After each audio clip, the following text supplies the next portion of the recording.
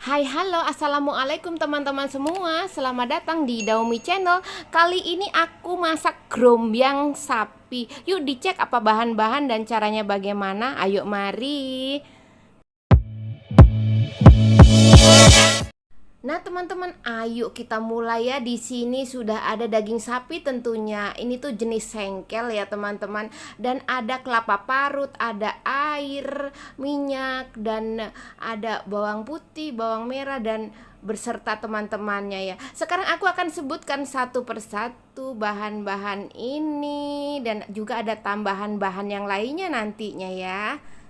Yuk, di sini sudah ada setengah kilo daging sapi, sengkel, setengah butir kelapa parut, 2 liter air,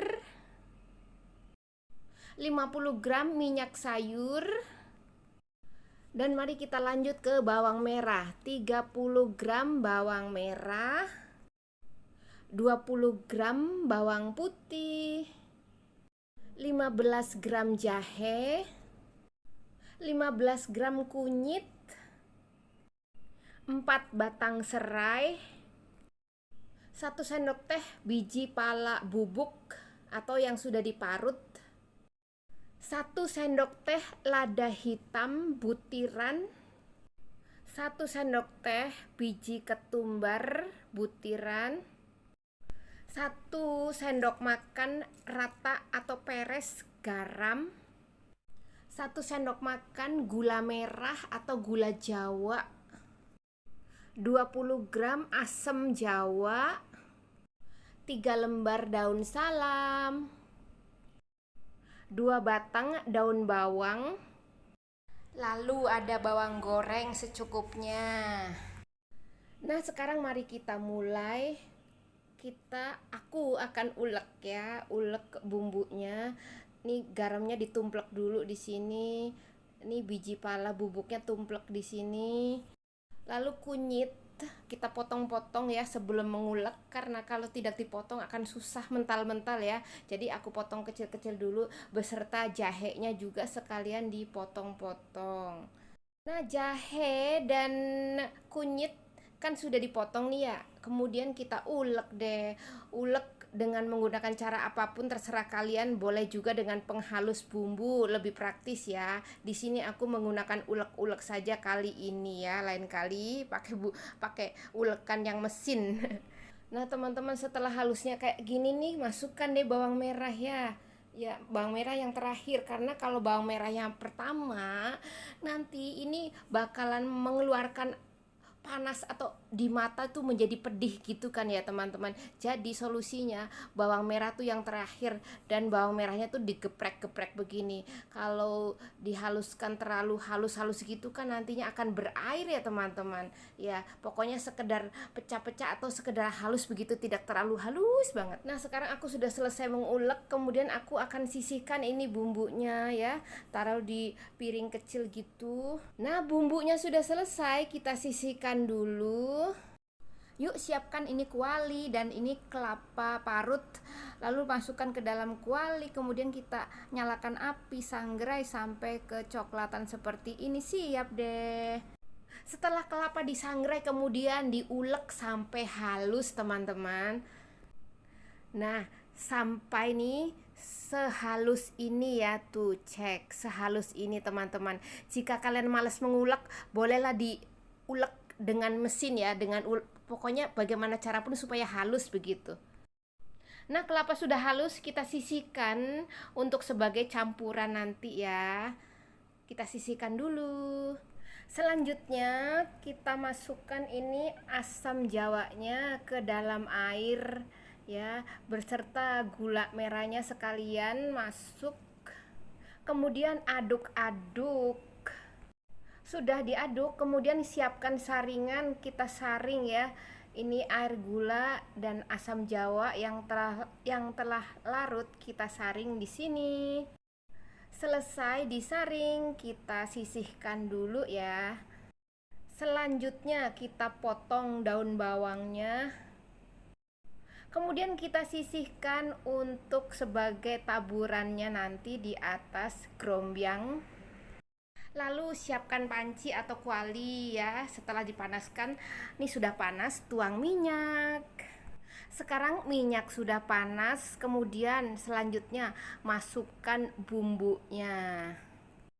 Lalu aduk-aduk ya, jangan sampai gosong, sampai ini bumbunya tuh berubah menjadi beraroma yang harum-harum gitu. Setelah harum, masukkan bahan lain ya. Masukkan serai yang sudah dimemarkan beserta daun salam. Ini baru masuk satu daun salamnya ya, sudah duluan. Nanti akan selanjutnya aku tambah 2 lagi. Ini tadi jatuh ya. Setelah dirasa ini serainya keluar aroma harum, masukkanlah si daging sapi sengkelnya ya. Ini tuh sudah dipotong-potong kan, sengkelnya sudah dicuci pula, pokoknya diaduk. Nah, masukkan tuh daun salamnya menyusul lagi. Nah, aduk-aduk ya teman-teman sampai ini daging tuh warnanya pucat, pucat pasi, kayak orang kaget gitu ya, kayak orang kepergok pucat pasi. Nah, setelah pucat pasi nih, kemudian masukkan kelapa yang sudah disangrai, sudah diulek ya. Kelapa sangrai diulek sampai halus nih, masukkan ke dalam sini. Aduk rata lagi. Sudah diaduk rata, kemudian masukkan air yang tadi sudah dicampur-campur tuh dengan gula beserta asam. Masukkanlah ke sini nih sampai habis semuanya. Nah, barusan kan baru 1 liter air, sekarang aku akan tambah dengan air biasa ditambah 1 liter lagi. Air sudah masuk, aduk lagi ya, sampai itu jangan ada kerak di bawahnya.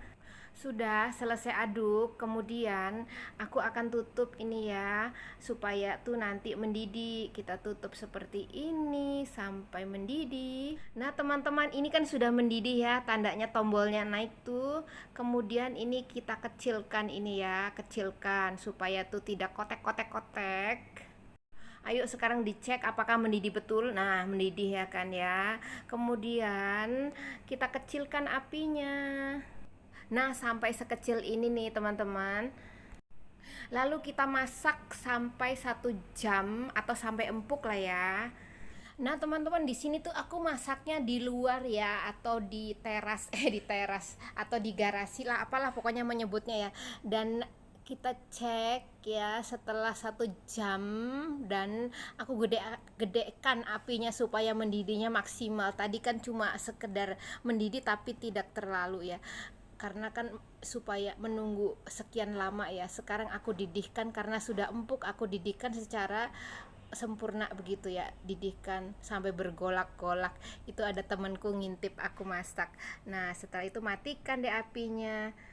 Yuk sekarang aku akan sajikan ya. Taruhlah di mangkok, grombyang sapinya nih sudah matang ya. Ini tuh nanti aku akan tambah daun bawang dan bawang goreng begitu teman-teman. Oh iya teman-teman, boleh ditambah penyedap sesuai yang kalian suka, atau garamnya ditambah jika dalam resep ini kurang begitu teman-teman. Tambah sesuai dengan rasa yang kamu suka. Nah ini dia teman-teman ya, selesai tuh kan, aku sudah taruh di mangkok. Yuk tambahkan daun bawang. Nah kita taruh daun bawang di atasnya. Jangan lupa juga bawang goreng ya, kalau ada. Kalau nggak ada ya nggak apa-apa lah ya. Ini alternatif saja, jika kalian suka bawang goreng boleh juga ditambahkan bawang goreng. Bawang goreng masuk, plung. Aduk supaya tercampur. Dan inilah dia, jeng jeng grombyang sapi. Sudah jadi deh. Dan selamat mencoba teman-teman ya. Jika kamu suka atau pokoknya kepengin begitu ya, boleh deh belanja-belanja dan dibuat deh seperti ini ya. Dan sekarang kita kalau mau misalnya pakai cabai, boleh pakai cabai ataupun sambal ya, masukkan ke dalam grombyang ini. Nah selamat makan, siap deh disantap. Bismillahirrahmanirrahim.